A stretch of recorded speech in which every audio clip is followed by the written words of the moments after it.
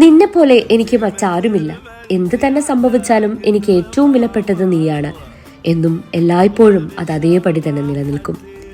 Dubai ഭരണാധികാരി Sheikh Mohammed bin Rashid Al Maktoum തന്റെ സ്ഥാനാരോഹണ ദിനം ഭാര്യ ഷെയ്ഖ ഹിന്ദ് ബിൻ മക്തൂമിന് സമർപ്പിച്ചുകൊണ്ട് രചിച്ച ഹൃദയസ്പർശിയായ വരികളാണ് ഇത്.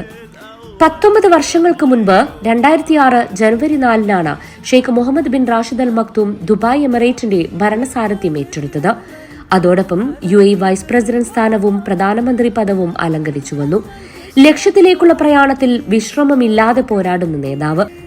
സമസ്ത മേഖലകളിലും UAEയെയും ദുബായിയെയും വികസന പാതയിൽ ലോകത്തിന്റെ നെറുകയിലെത്തിക്കാൻ മുന്നിൽ നിന്ന് പോരാടിയ കരുത്തുറ്റ ഭരണാധികാരി Sheikh Mohammed bin Rashid Al Maktoum.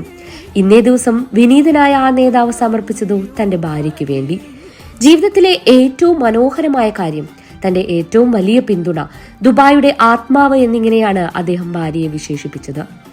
ഏറ്റവും അനുകമ്പയും ഉദാരതയും ജീവകാരുണ്യവുമുള്ള ആളുകളിൽ ഒരാളാണ് ഷെയ്ഖ ഹിന്ദ്. അവൾ എന്റെ വീടിന്റെ തൂണും എന്റെ കുടുംബത്തിന്റെ അടിത്തറയും എന്റെ കരിയറിലെ ഏറ്റവും വലിയ പിന്തുണയാണെന്ന് കൂടി അദ്ദേഹം കുറിച്ചു. ഭാര്യയോട് ഈ അവസരത്തിൽ നന്ദി പ്രകടിപ്പിക്കുകയും ഈ സ്നേഹം എന്നും നിലനിർത്താൻ ദൈവത്തോട് പ്രാർത്ഥിക്കുകയും ചെയ്തുകൊണ്ട് കുറിപ്പ് അവസാനിപ്പിക്കുമ്പോൾ, സ്നേഹം എന്ന അടിത്തറയാണ് ഏറ്റവും വലുത്.